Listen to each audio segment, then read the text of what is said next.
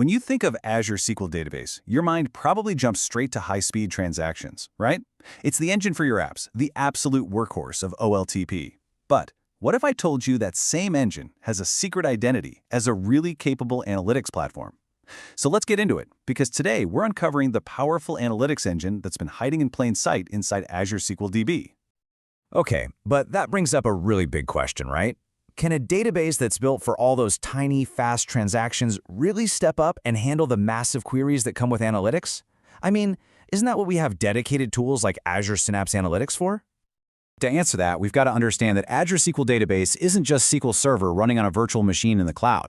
No, its real power comes from what it is at its core, a true cloud-native service. And here's the key thing to remember. It's a platform as a service, or paas. That's a world away from just running some server space.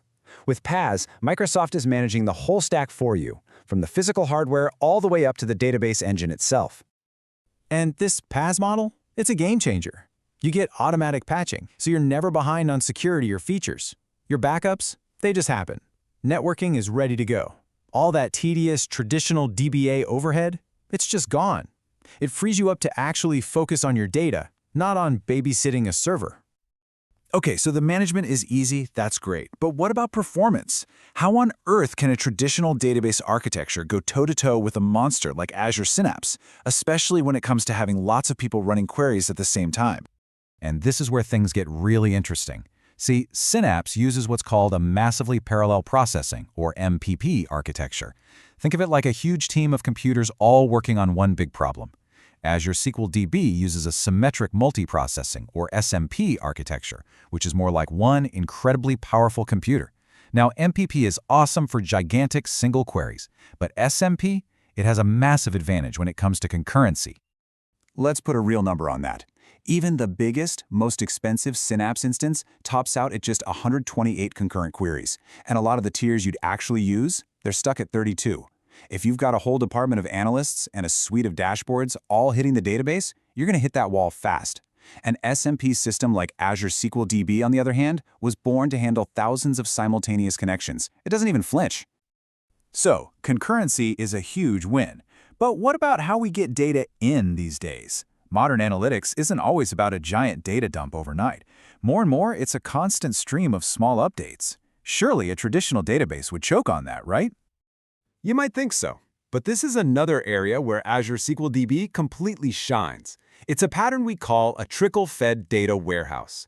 When a little micro batch of data comes in, SQL DB just handles it with a simple, super efficient update or merge statement. Trying to do this with an MPP system, which is built from massive bulk loads, would be like using a sledgehammer to crack a nut. It's just not what it's for. And this same efficiency is a lifesaver when you're managing slowly changing dimensions, or SCDs. It's a classic data warehousing headache. A customer moves, their address changes. What do? In Azure SQL DB, a type 1 change is just a simple update. A type 2, where you want to keep the history, it's just a clean update and an insert. It's direct, it's simple, it's exactly what the engine was designed to do. All right, so it can handle the workload. But now you might be thinking, this sounds like a tuning nightmare. How do I optimize one database to handle both tiny transactions and big analytical queries? Do I need to be some kind of performance guru? And this is where that paas model comes back in a big way. The answer is, you don't have to be the expert, because Azure SQL Database has its own performance expert built right in. The service is loaded with intelligent features that are constantly working in the background to make things faster for you. The two big ones here are automatic tuning and intelligent query processing. Automatic tuning literally watches your workload, sees things like a missing index that's slowing you down, and can just go ahead and create it for you. And IQP is this whole family of features that just makes the query engine smarter, letting it adapt and change its mind on the fly to get the best performance.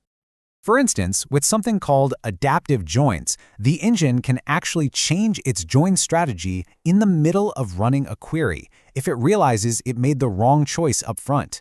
It's like your GPS rerouting you because of traffic. And with memory grant feedback, if a query asks for too much or too little memory, the engine learns. The next time that query runs, it adjusts the memory grant. It's constantly self-correcting. This is all pretty compelling stuff. So let's boil it all down. When should you actually reach for Azure SQL Database for your analytics workload instead of automatically going for a big MPP platform? It really comes down to three main scenarios.